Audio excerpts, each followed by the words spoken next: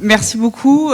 Je voudrais très chaleureusement remercier le GFLUC, les entreprises contre le cancer, parce que, comme vous l'avez dit, ça fait donc la deuxième année qu'on est lauréat. On est extrêmement fiers et surtout, je voudrais souligner le fait qu'on travaille sur des maladies.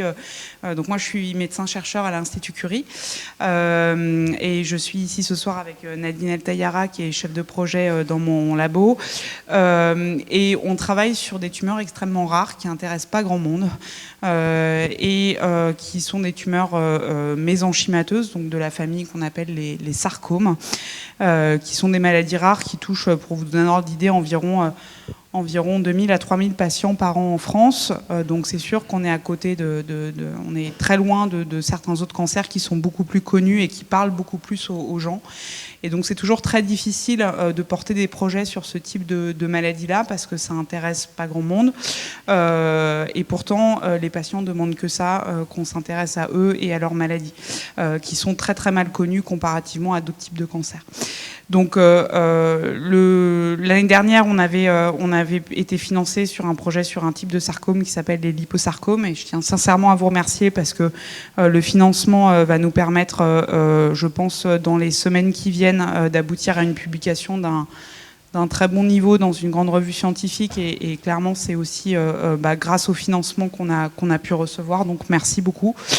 Cette année, on a donc soumis un autre projet sur la caractérisation de tumeurs qu'on appelle les tumeurs myoépithéliales, qui font partie de cette famille de tumeurs très rares qui sont les sarcomes, et qui sont des maladies, pour vous dire, il y a environ 50 cas par an en France. Donc on est sur de la maladie ultra rare de ultra rare.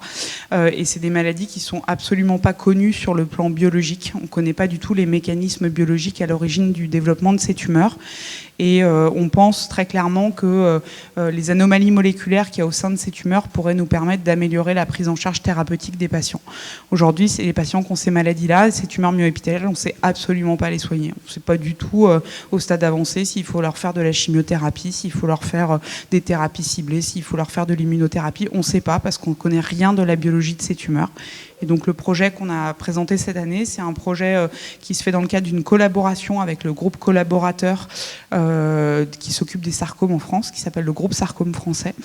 Et on a, en gros, pour faire simple, constitué une cohorte de plus de 80 patients atteints de cette maladie ultra rare, pour lesquels on a pu documenter toute la prise en charge clinique de ces patients et récupérer du matériel tumoral pour tous ces patients. Donc c'est une collection qui est unique de maladies ultra rares, et le financement qu'on a obtenu cette année va nous permettre de caractériser ces tumeurs à la fois sur le plan génétique pour rechercher s'il y a des anomalies génétiques récurrentes, à la fois sur le plan transcriptomique pour regarder un peu les gènes qui sont exprimés, et puis à la fois sur le plan du micro-environnement pour voir quelles sont les populations de cellules immunitaires qui infiltrent ces tumeurs.